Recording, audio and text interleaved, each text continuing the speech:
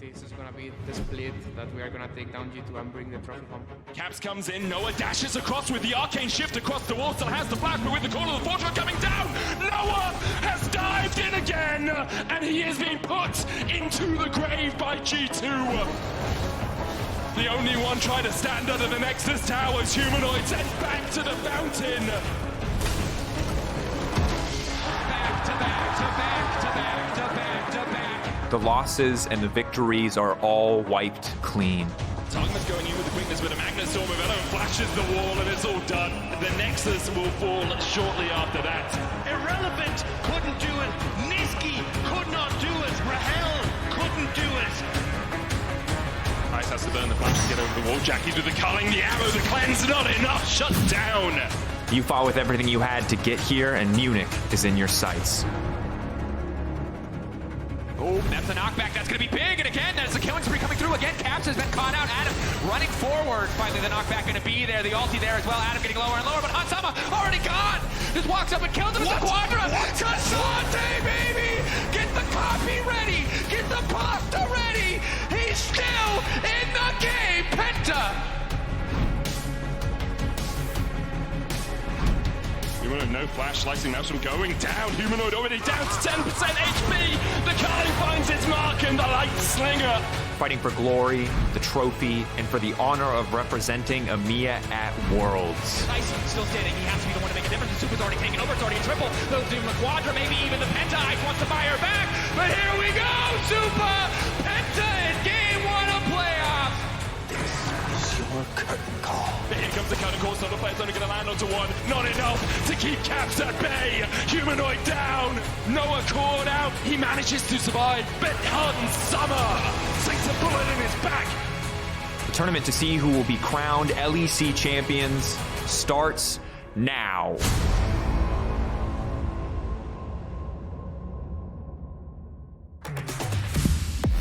You're damn right it does, Drakos. Season Finals, let's kick it off. Let's get on into the action. Fnatic taking on BDS for our first best of 5. Loser goes into the losers bracket.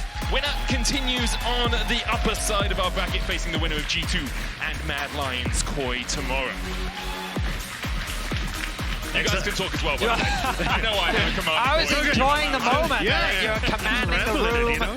We've got an exciting series ahead of us. I know many eyes are going to be on Fnatic after what was a disastrous finals. 3 games in a row where they were able to find early game leads and they could not convert them into victories. The pressure is going to be massive, especially when it felt like this really was their split to lose.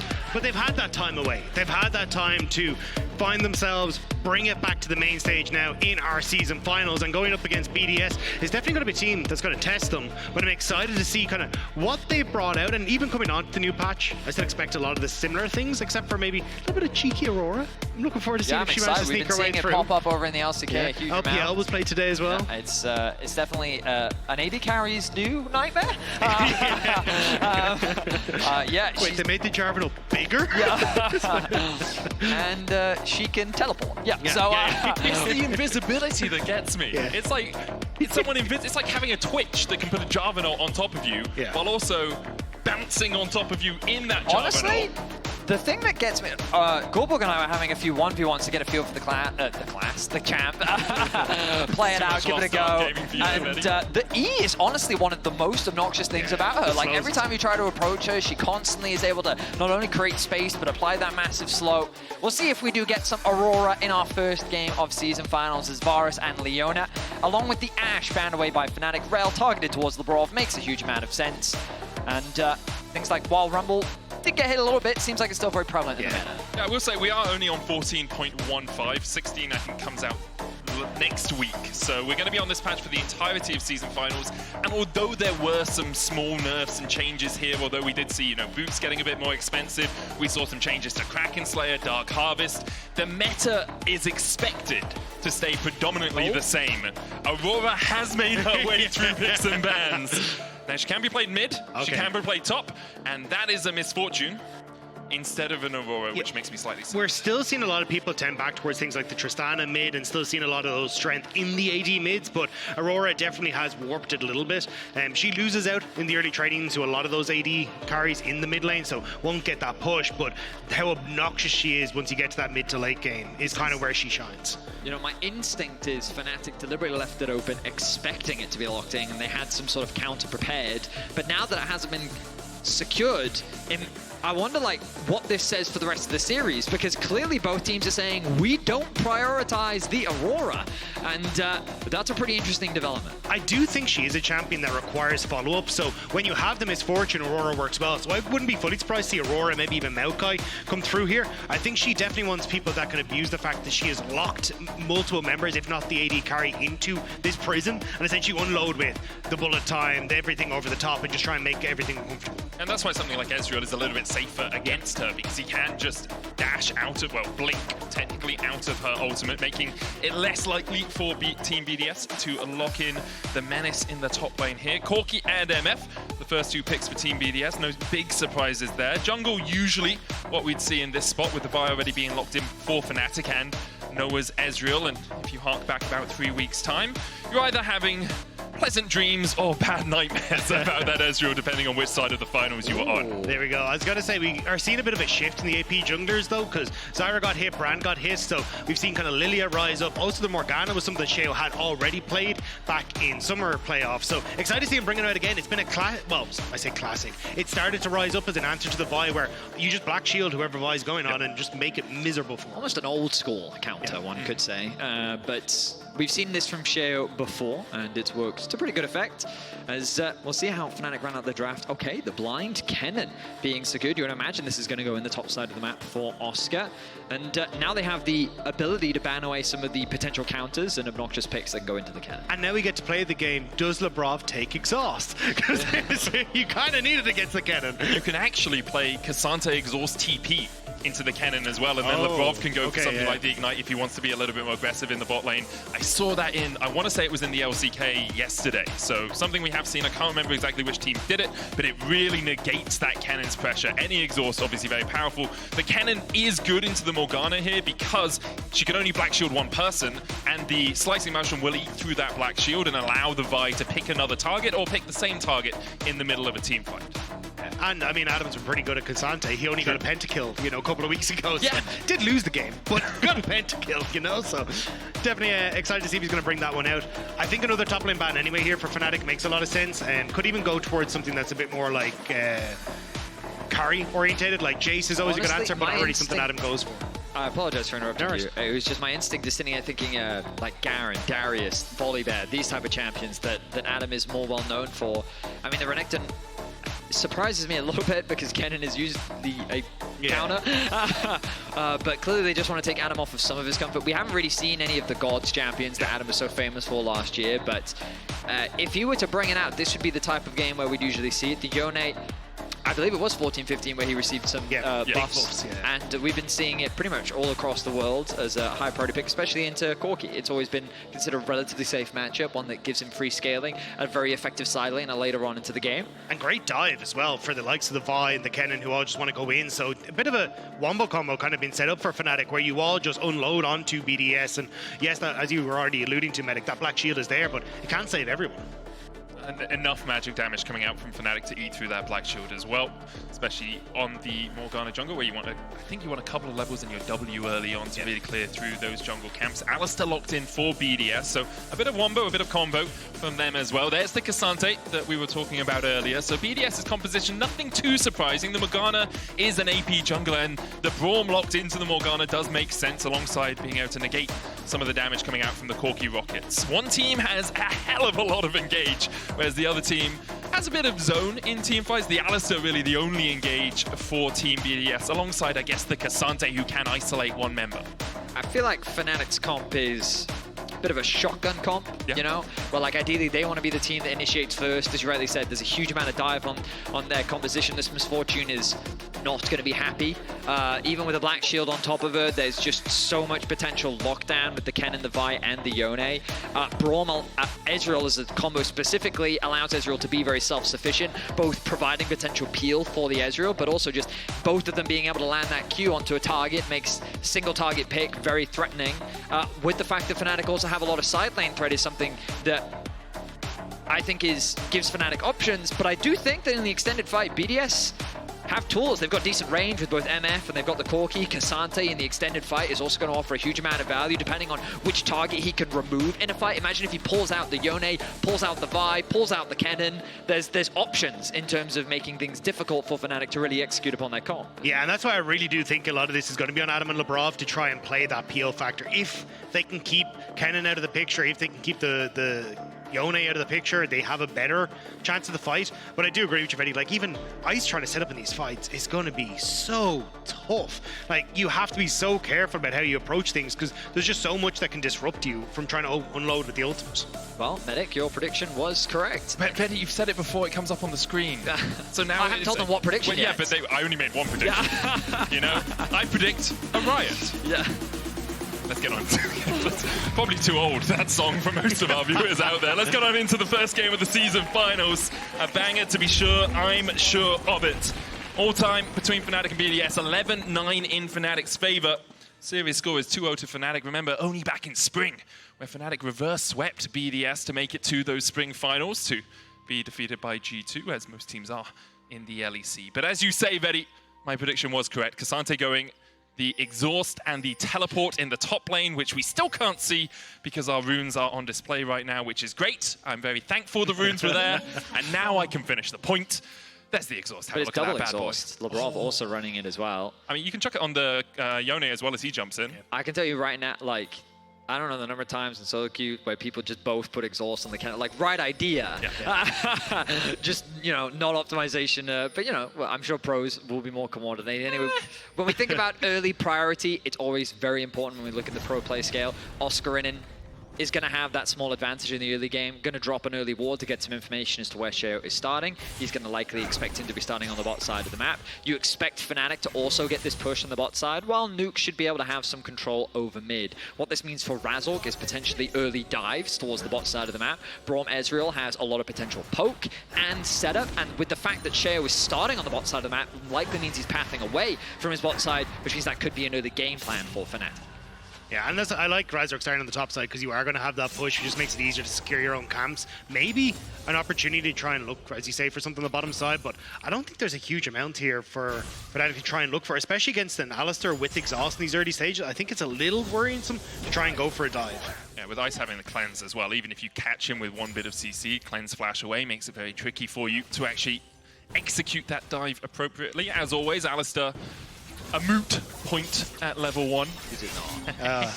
Because he only has the pulverize, can't really do too much more in that lane. Has now pressed it over to level 2, but the wave's already shoved in. Oscar trading with Adam on the top side, and it's what you talked about, Vedi. Expected that the ranged into the melee, even though Cassante is many things. Unfortunately for him, he hasn't been able to put boomerangs on his Entofos, so can't yeet them out at the Kennen from range. Now Sheo is going to be spotted out on this ward. He's just going to continue to do his full clear though, as Razork looks to do the same on the opposite side of the map. Humanoid expected to get bullied in this 1v1, doing what he can, but he has the draw and shield. He also has his pot still available, so he's going to be more than comfortable in this lane for the time being. It's this bot lane for BDS that you really have to keep your eyes on in the early laning phase. As Sheo sets his sights on the top lane. Oh, I like it. Skip the blue, go to top. Maybe a little Yordle, your prize. They get the slow exhaust down first. Oscarinin holding the flash for now, lands the stun. The dark binding from Sheo. Oscar's continuing to hold. He tries to flash. Oh, just enough time to sidestep it. Oh, Sheo tried to predict that, held it for so long, even tried to bait it out that flash with the auto attack initially, but Oscarinin holds onto it, just barely able to escape, so nicely done. But it is going to be the flash burn for Oscarinin and giving that opportunity for Adam to at least get the wave pushed out for himself and get a reset in as well. Just great manipulation of the wave there from Adam. It was a very awkward wave state for Oscar. Obviously, Kennen, not the fastest at pushing in these waves early levels. He really likes to just chip away at your HP, use that 5th auto passive to be able to proc the W and just kind of use that way to gain advantages in lane. But burning his flash is going to alleviate a lot of pressure. Now, you could argue both top laners don't have flash, right? Evening up the playing field a little bit more as Adam did use that exhaust. Humanoid has found a comfortable spot for his mid lane, as Nuke is also forced to use the TP as well. Ice has gone for an early reset in this bottom side, so just using the strut and the early booch bursts to get back, but now mid, Humanoid goes for trade, but this will give an opportunity for them to push out this bot wave and maybe open up Labrov to make some sort of play, especially with Humanoid being as low as he is in the mid lane. I'm curious if they try and make something happen towards that mid lane as this wave bot side crashes.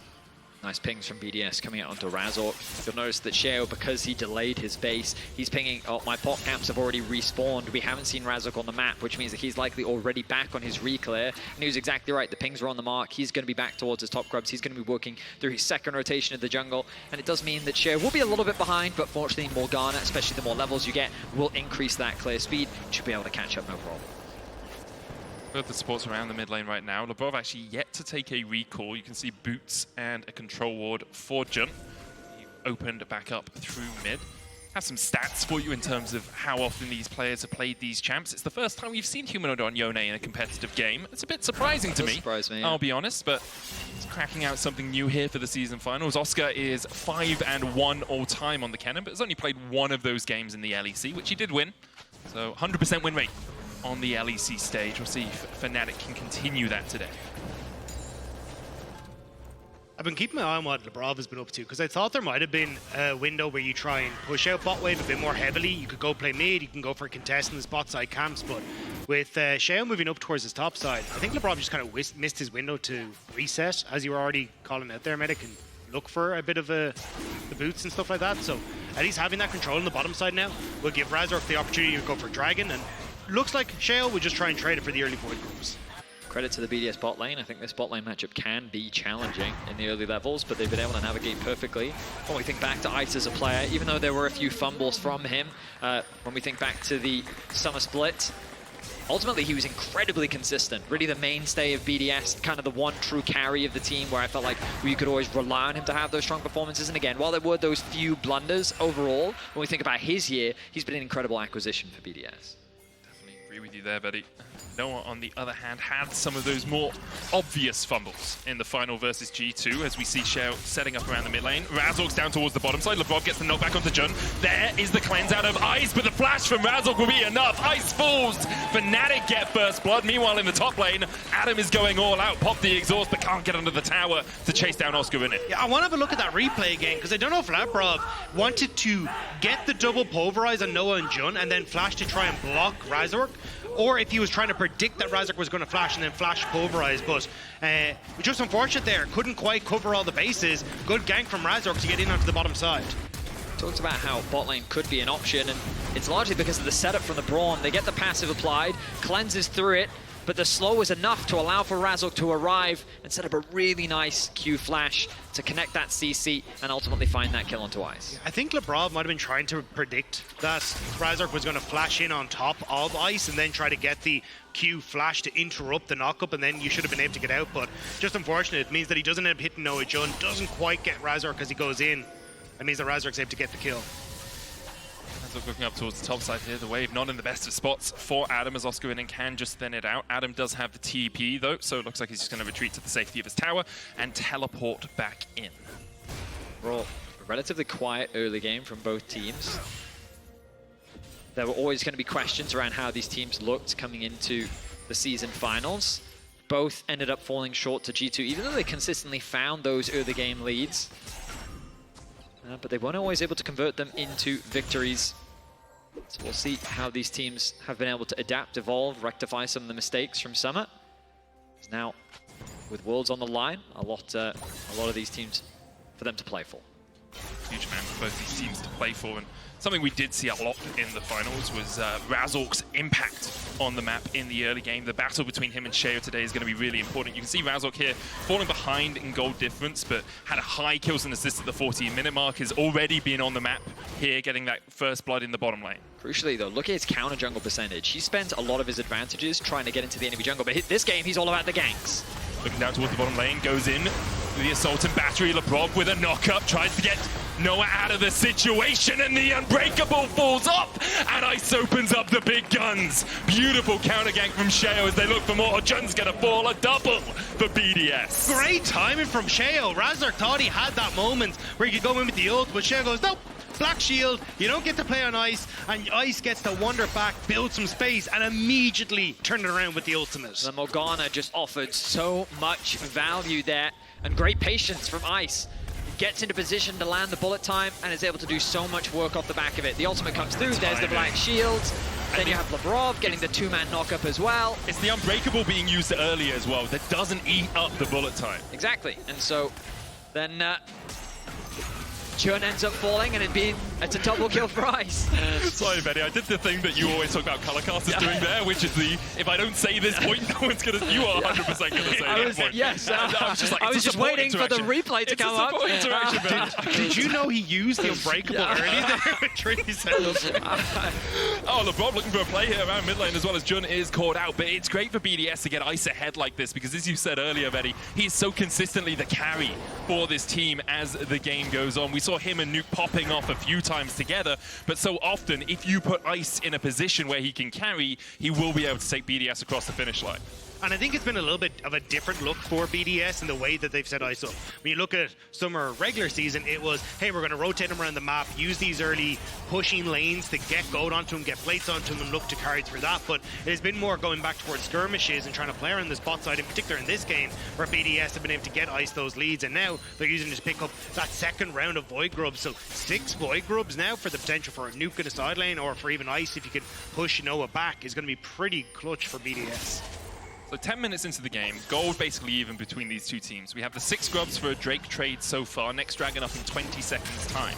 If we're looking at this, say you came into the game, you drafted this comp, who would be happier in this situation? Which coach backstage is licking their lips with delight? So I think it's actually a bit of a weird one, because I think it's going to revolve around how this play for BDS works out. Because you can see now, they're not rotating down to try and contest Dragon. They're actually going to use the 6 Void Grubs to push in on towards top and get more gold on towards Ice. So if they can successfully make a play on towards top side, maybe even dive Oscarinin here, I think you're very happy as BDS. But if Oscarin's able to defend this top side and then you get Dragon, I think that's where Fnatic are going to be much more pleased. I guess my opinion is more swayed on how good is Humanoid on Yone. We don't know. Because, like, it's one of those things where, like, okay, the scaling one is a bit weird, because you could argue, like, MF scaling is very dependent on, like, how much can she utilize her ultimate in the late game? Like, does she get the freedom? She's a relatively low mobility since she doesn't have dashes. This is a dive. Breaker in, exhausted immediately. Razork takes up the tower. Yone actually the one doing it now. Adam gets the knockback with the Pathmaker. Q3 will knock Razork back in. Season assist all out, blocks it. But no one's taking the tower right now, and Adam's down to half HP. Another Vault Breaker going in, another Pathmaker to try and stop it. Razork tanks the tower, has to flash away. Yone does the same. Adam does not live to fight another day. A kill for Fnatic on the bot side. I mean, honestly, that was incredibly well played from both sides. Adam did about everything right that he could have done, and he gets 2 flashes out of it and the ignite from Yone, but Fnatic still find the kill. Considering all of the tools that K'Sante has in his kit, they were able to navigate their way through Adam doing everything correct, and they still don't lose any members. The thing is, though, on the top side, BDS get all those turret plates and that first turret gold into Ice. Oscarinin got zoned away from the turret as well because Sheo was there. So I think you kind of come out a little bit ahead as BDS just because of the massive gold lead you can see on towards Ice at the moment. I would argue that Fnatic are setting themselves up nicely for the Dragon win condition. And we think about their composition, it does have that shotgun effect, right? Vi ultimate, Kennen ultimate, Yone ultimate, you can very quickly get on top of your carry of choice and try to shut them down as quickly as possible to create that numbers advantage and then look for the extended fight. And by leveraging the dragons, it's easier for you to force those fights. So the 3rd and 4th dragon are going to be big points of contention, with which right now Fnatic's priority is to get as many items as possible. And BDS, in the meantime, are looking to control more of the map. You just look at the vision, they've done a great job of setting up on the top side after securing that top tower. Now they have their eyes on mid. And that's why I think what BDS need to do is leverage the fact they've taken that top lane tower. Push out with Nuke, move Labrov as you get Shove in mid to cover that play on top side. You get Rift Herald, you take down mid turret, and you make it nigh on impossible then for Fnatic to really contest that third dragon because of your position on the map. So I definitely think both sides, as you know, Vedi has already set out how Fnatic win. You can see a BDS do the same. Like, this game is still all to play for. It comes into how you execute over the next 4 minutes until that dragon comes up. My instinct for BDS is that they just ultimately want to survive, right? Like, as long as you survive that initial Kennen burst, if Cassante can remove him from the fight, a good placed exhaust. Like, my instinct says in the extended fight, Fnatic or BDS have a big advantage, but I want to see how the fights play out, because there are ultimately a lot of variables, a lot of individuality that can change the outcome of the fight. Is Humanoid demonstrating some of that now on the Yone? Labrov's trying to cover Adam here, but Adam, even with the all-out, I'm not sure he survives this. Glacial Fisher going down, TP in, Labrov joins the party, knock up with the cease and desist, and Jun tags the tower for just long enough for Fnatic to juggle the aggro. Vault Breaker back in by Razork. The pulverized look pretty, but it's not much enough for Labrov. 2 kills to Fnatic. In the top side, though, you still have that 6 Void Growth buff, and Nuke is going to move up here with Sheo. I don't think you needed to use the Rift Herald here. You should be able to get a good amount of damage down just off of those 2 buffs alone. I think they were worried about how behind they were on the play because the bot tower had already fallen, the resets coming through. You can see now Fnatic returning to the top lane. They didn't want to overextend. So I understand the play, makes sense. They do at the very least get 2 towers. I think it plays into what you were talking about, Vedi, though, which is Fnatic want to find these fights, right? And I think the way that BDS try to set themselves up successfully is taking towers, pushing Fnatic back so they can play this split push as well. But now Fnatic get the kill, they're going to get this bot lane turret, and they're not really in a position where they ever have to ditch that mid lane turret. They can always fight for Dragon, and I think that's going to hurt BDS. The flash in here from Labrov. The idea is good because he's trying to chain CC Jun, but he ends up going into the ultimate from Humanoid. Notice as well the tower gets prioritized from Oscar, so even though it's a 4-man knockup from Labrov, he may have been able to trade one back, but because the tower falls, it ends up being a clean 2-0 for Fnatic. Crucially, Humanoid got one of those kills, and look at this Kennen now, a 1.1k gold lead. Some of that off the back of the tower falling, but mainly because Adam has died twice now, losing a decent amount of farm.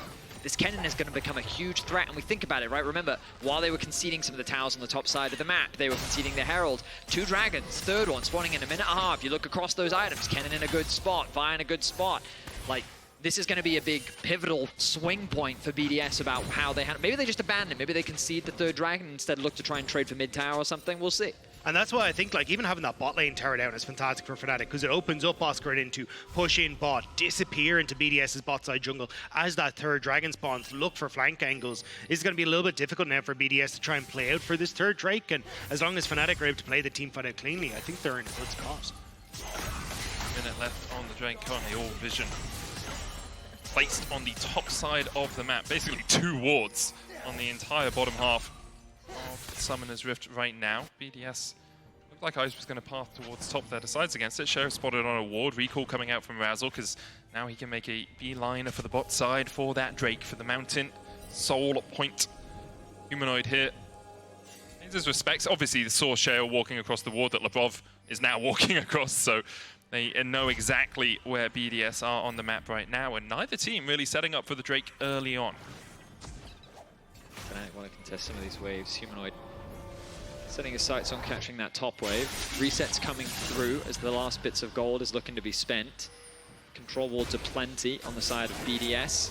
They make their way back out onto the map. Bot wave been pushed in by Oscar, but it should be BDS that has access to this river. Because they pulled Fnatic to the top side by walking over vision, I guess. Like, I don't think it was their idea, but it's what happened. They are actually first to move on the mid lane. I think Fnatic were worried because they don't have either TP, that BDS would overforce with double TP on top, try and pick off Humanoid, then TP down to the Dragon. And that's why Fnatic wanted to cover Humanoid now to move in. But it means they've lost a little bit of positioning, but they're still fine. They're able to force BDS out. Oscarin's still in a great spot. You have no vision now of the electric grass, and he can pop off here. Small advantage for BDS is the Corki's able to push that extra wave in bot, so they do have that avenue. He's now going to look to regroup with the team. Fnatic trying to contest this wave, but it's BDS that get the first push. They have control over the river. And this is when Morgana becomes very scary, because face checking a Morgana is always going to be a terrifying thing to do. If you get binded, we all know you can graduate from university before that binding ends up running out. Merc Treads only on Jun as well was changed slightly on this patch, a little bit more expensive, but Still a very powerful pickup when you want to avoid some of that crowd control. Humanoid dashing in, unbinds his soul, but takes a chunk for it, down to half HP. Away push for BDS in the mid lane, their priority. Now they've started up the Drake. Oscarinin on a flank has control ward cover, but now spotted on that far sight alteration. The double exhausts are still up though, so Oscarinin going to be difficult for him to really make something, so I think Fnatic are just going to call it. I think they should just move immediately up towards his top side, see if they can threaten that top tier 1, but yeah, just BDS able to bully them out of river with that bot push. Ultimately, Fnatic acting as spectators there. Oscar now finds himself in danger as he's going to get collapsed on.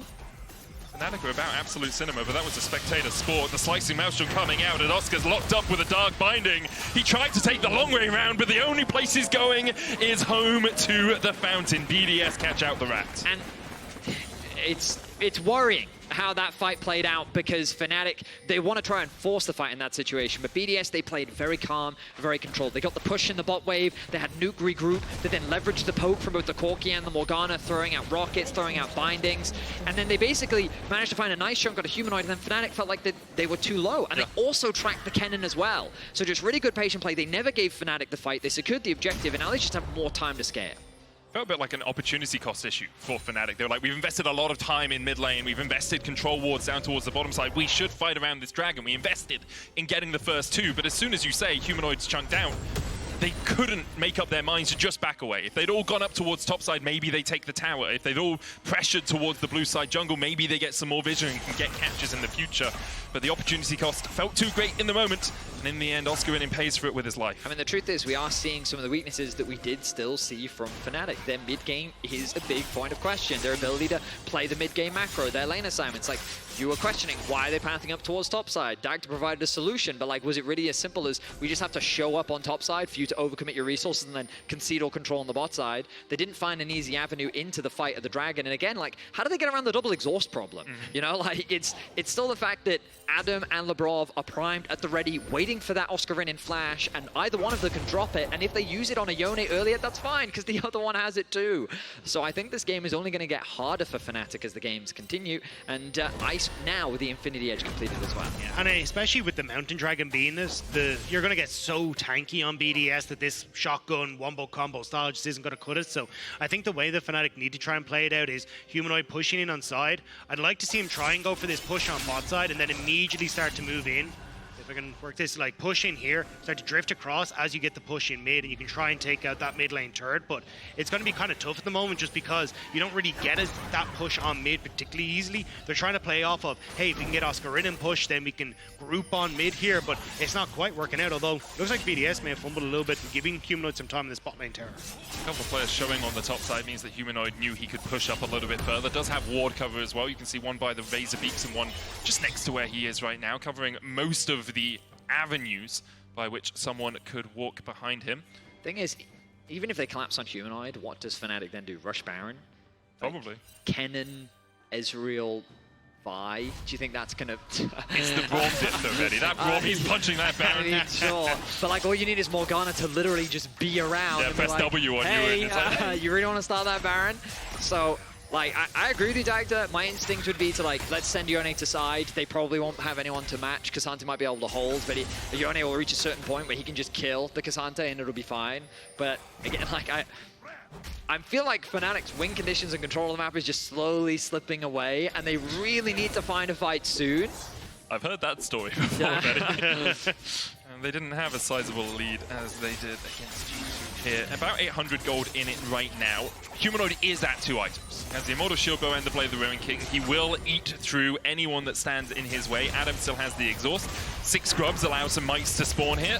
Power down to half HP. BDS continue to invest their time in taking the turret, and it will fall. You're seeing some of the zone control they have. So the MF Rainfall, I forget what it's called. Make it rain. Make it rain. That's the one I was looking for. And then with the Morgana, both Q and the pool. Dark binding. Yeah, okay. I call that QW, okay? Oh, that's valid. The Morgana QW along with the MFE basically just act as very like minor zoning tools around an objective, and you saw how easily they can take a tower like this. So now with the mid control opened up, it makes invading into the enemy jungle that much easier. K'Sante's just continuing to passively farm on the bot side of the map. We're setting up now resets coming through from BDS. And this is the one thing I will praise them for that we criticized them for in playoffs. Macro is something that I think that they always demonstrated well in the LEC. They had a really good understanding of how to play the early mid game, and they have a great awareness of, okay, we need to reset, spend our gold, get ready for the next dragon. And that's why, like, BDS are kind of making the plays that we're talking about Fnatic should probably be making, and they're in a great spot now. They get the resets first, as long as Labrov doesn't get caught out. But Jun didn't get that reset off. So you're looking at very few control wars for Fnatic as they try and set up in the pit. Vision going to be lacking if BDS control this mid push, which they do with the Miss Fortune, and then can move in and force Fnatic away off of this river portion. Interesting little bit of support itemization. Labrov yet to finish his Warmong's armor. Went for the Swifty boots completion early. 24 minutes of the game is quite late for you to get there. Obviously, it was changed on 14-15, I want to say, where you need that little bit of extra HP to fully activate it. Labrov goes in. Dart binding landing as well. There's the Unbreakable, burnt early by Jun, but means he doesn't eat too much of his health bar. Adam still looking for Oscar, stunned up. Humanoid looking for a flank, but he's on a ward, and Nuke can open up on him if he steps any further. The rest of BDS starting to look for the collapse. The Drake has been begun. Fnatic on it first. Will be their third of the game. Fnatic need to force this because Ice can get on towards mid-wave, so they're feeling the pressure to start this fight. And Adam, Unbreakable used again by Jun. Razork jumping in though. Pathmaker out the slicing Maelstrom. There's the shotgun we were looking for, and they absolutely delete BDS off the face of the map. A massive team fight for Fnatic. 4 members dead on the side of BDS, and Razork to set that whole thing up with a great engage. Fnatic have been looking so desperately to find that fight, and they finally found it. beautiful stuff from Fnatic, and that might have just sealed the game for them right there, though Nuke gets on towards Humanoid. Dodges away from the phosphorus bomb. Still trading in.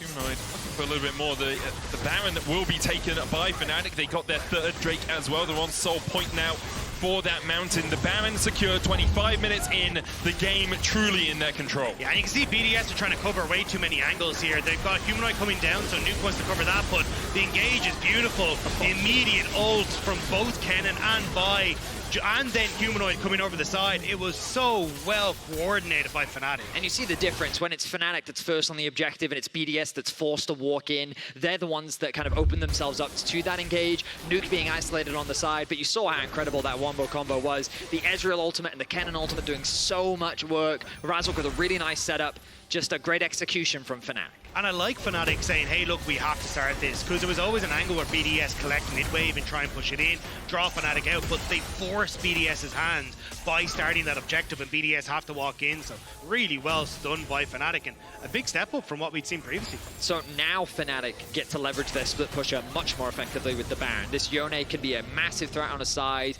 You have the Baron and pad minions too to help siege. Oscar going to chip down this tower at long last. He's not going to overstay his welcome though. Should be able to get that local gold. And Fnatic now looking to try and play through all three lanes. Ooh. Get a bit of a freeze frame. Noah can slowly push in mid, but just look at the map setup right now. All across the map, Fnatic are looking to push. BDS likely concerned to spread their resources too thin. Double TP still available on the side of Fnatic. They're in a very healthy spot. And the downside for BDS's composition is that they don't really have much non-committal engage. If they go in, they are in, and there's no real coming back out. So when you're trying to defend these turrets, it becomes very difficult because you're losing on the side lane push. You're not able to control the midway push because the Baron, and as Vedi was saying, you just don't have the resources you need to cover everything.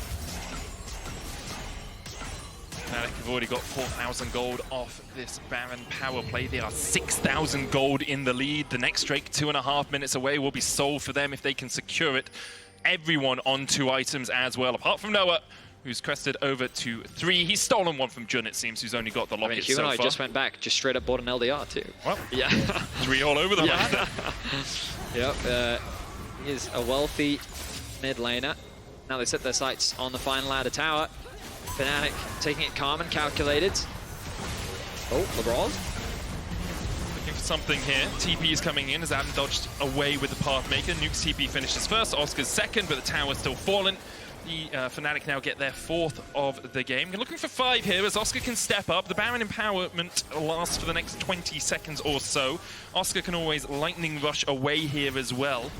He'll do exactly that. The tower still stands just as Humanoid.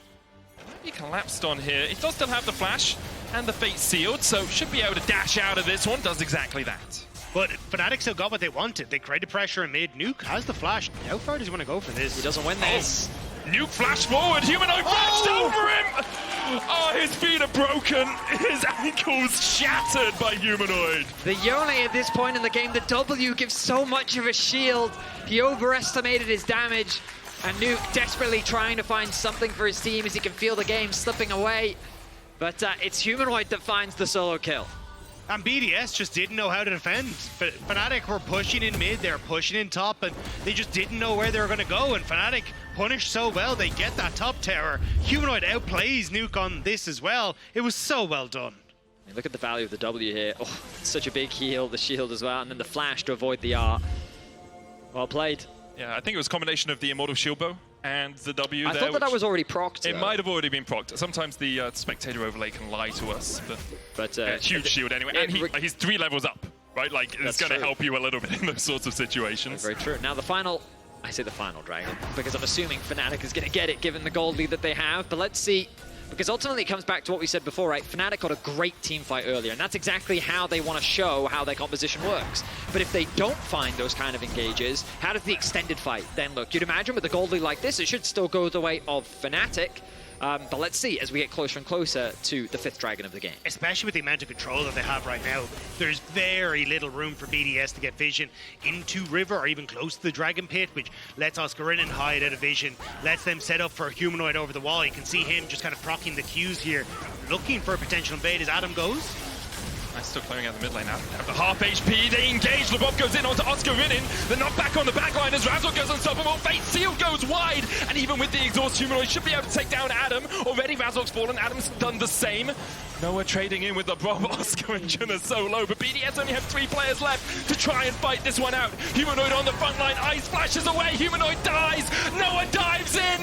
Noah takes 2. Some redemption for Noah on the Ezreal as he manages to get a double on the backside. Sheo still half HP though. Noah trying to heal up with his Bloodthirster. Should be able to do so. Sheo. Oh, the dragon! Guardian! Guardian! Oh my god, the dragon! No, the Unbreakable! The Unbreakable is enough for now. Jun tanks it. True Shot Barrage comes out. Noah hits 1. Dark Binding in again as Noah steps forward. He misses the Mystic Shot. The Drake taken by BDS, but Fnatic definitely won the fight. So the soul was denied, but what a chaotic back and forth. You can see how much damage BDS is capable of doing. The engage doesn't quite go the way Fnatic wanted. No, he saw Humanoid come in here, and as he comes in with the E, he's able to get in, get the damage down, but he has to hop back, so BDS go in, knowing Humanoid can't really follow up. And it's a nice sidestep from Ice. Adam yoinks Humanoid out and exhausts him, so Ice is able to play further up in the fight. But it's Noah on this left-hand side who finishes off Labrov, works them with Humanoid to come in here. Humanoid nearly ends up outplaying it, but the flash away, the Noah gets barely the double kill here. But now, Fnatic, they're on the Baron, and BDS, they're nowhere to be seen. Alright, Sheo's dead, right? So challenging it would be a little trickier. Fnatic will get their 2nd Baron of the game. Death's Dance complete now for Humanoid as well. It's fascinating to see how important that previous fight was, because you think about those HP bars. If Fnatic didn't have the gold lead that they had, that could have been one team, right? Like, those HP bars literally could have just been the wallet differences between the 2 teams. And yeah, honestly, my biggest criticism of Fnatic in that fight was the target focus. They tried to lock down the Morgana, whereas Ice was completely untouched in the fight. And obviously, initially, the combo looks good, but when you leave the MF untouched and Nuke is still very healthy, if those carries are able to stay alive and do damage, then obviously that's where things get scary for Fnatic. Regardless, though, they find themselves at the Baron. They have a 10k gold lead. It's just a matter of being able to break into the base of BDS and looking to close out this game. Fnatic fans, very stressful, yeah.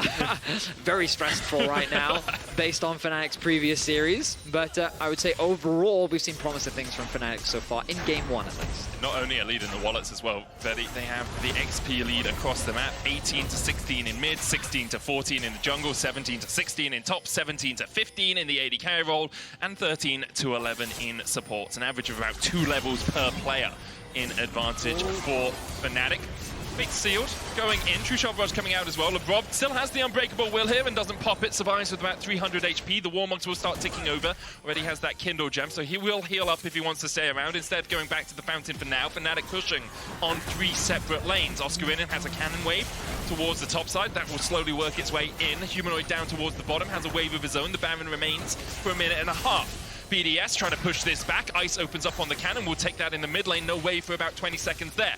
Oscar has another one in the top lane though, and Humanoid continues to push out bot. BDS trying to collapse but can't find anything yet. It's so difficult for them to find an engage because Labrov has no flash, so no ultimate. Well, no ultimate either means that he's in a difficult spot to try and go for this big play. But BDS setting up here is Labrov. We'll find at least Razork for the moment. It didn't really do too much there. Yeah. Razork was like, I guess I should use an ability after you've full comboed me here. Maybe just stopping the rotation there from Razork. The inhibitor tower in the top lane falls though, and BDS on the last dregs of their base defense. They go in. There's a Guardian Angel and Dark Binding going wide. We'll blame that on terrain diff, I guess. Elevation or something. The Y-axis messing up the Dark Binding as an inhibitor tower falls in the mid lane. Noah on the front line. Adam tried to keep Oscarinin at bay. Nuke doing the same with Humanoid, but that turret's down to a 3rd HP now as well. The inhibitor in the top line has almost fallen, and BDS are just collapsing all over the map.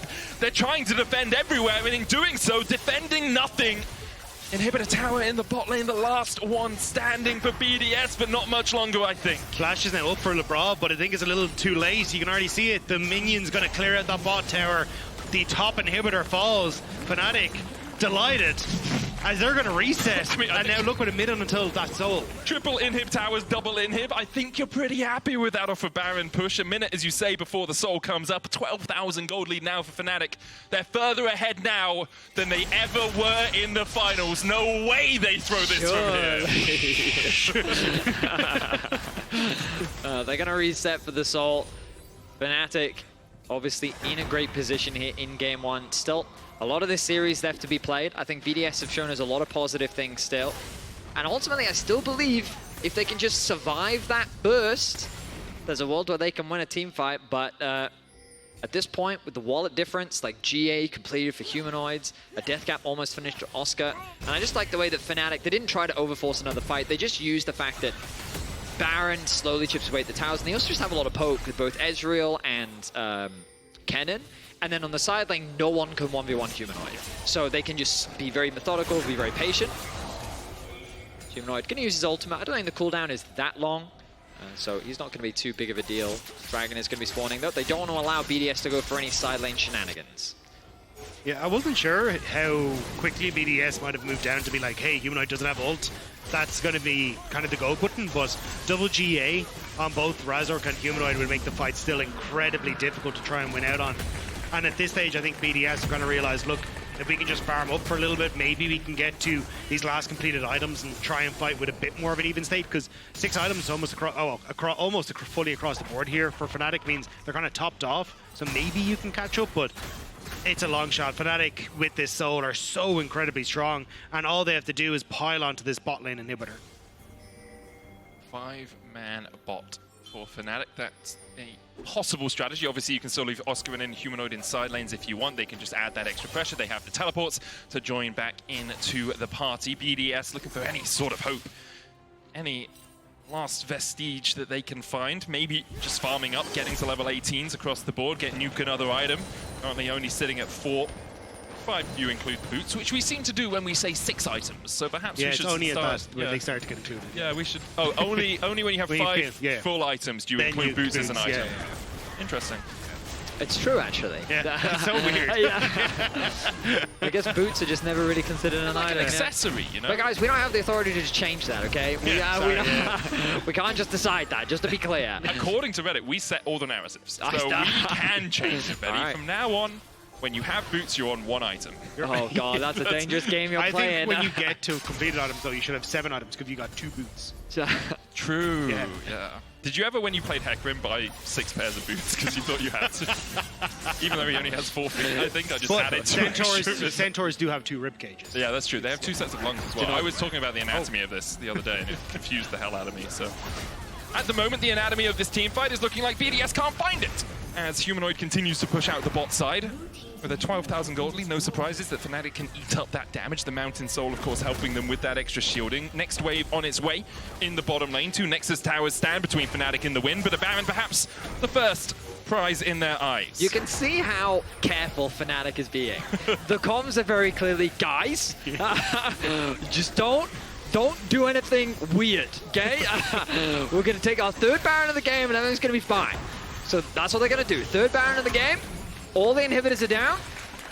Slow and steady is going to be Fnatic's approach. And you know what? Can't blame them for that. Yeah, this is doomed for BDS. It's so Surely. I'm not one to call games over before they but this one, quite possibly. 14,000 gold now the lead for Fnatic. It's really done, but dotting the I's and crossing the T's. You know the dot in an I is called a tittle? It's a great name. Oh. And as you can tell from that stunning commentary I just raised, Yeah. we're kind of waiting for one of these teams to take a fight, right? And Fnatic don't need to. They have the Baron, they've got double supers in every wave. Mid-wave a little bit desynced with the rest of it. The BDS now have to deal with 4 super minions pounding on their Nexus towers, and one's already down to half HP. Razork dodges away with the Vault Breaker. Second Nexus tower also below 50%. BDS really, they don't have enough wave clear to deal with the minions, never mind with Fnatic. Labrov flashes in, knocks Humanoid back, but he can just yeet himself back out of the fight, and the true shot barrage finds its mark. The Vault Breaker slicing Maelstrom. It's a shotgun, and BDS have eaten both barrels. Fnatic will clean it up and go 1-0 up in the series. It was a slow and steady victory, but they will secure it. It really all started in that bottom river fight. The 4th Dragon, where Fnatic finally found the team fight that they were looking for. Great execution from them. 10-0-5 scoreline for Noah. I mean, 0-1-12 for Oscar. It's a little unfair considering of how good his Kennen was in that game. But credit Fnatic, they find an important win and the first win of this series. Yeah, dictating the pace of the game for so long. It kind of got a little bit close towards the mid-game, but very quickly, once they were able to find those fights, it went to nothing. But we're going to toss it over to a quick break, and we'll be back for game number 2.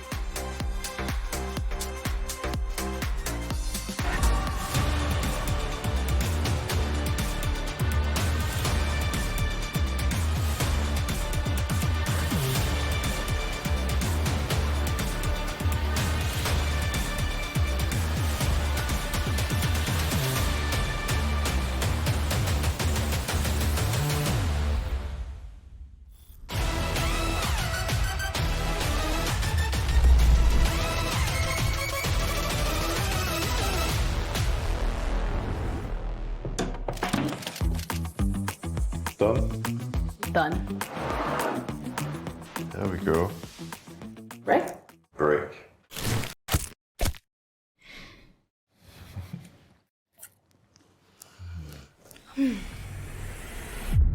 Even the biggest champ needs a break.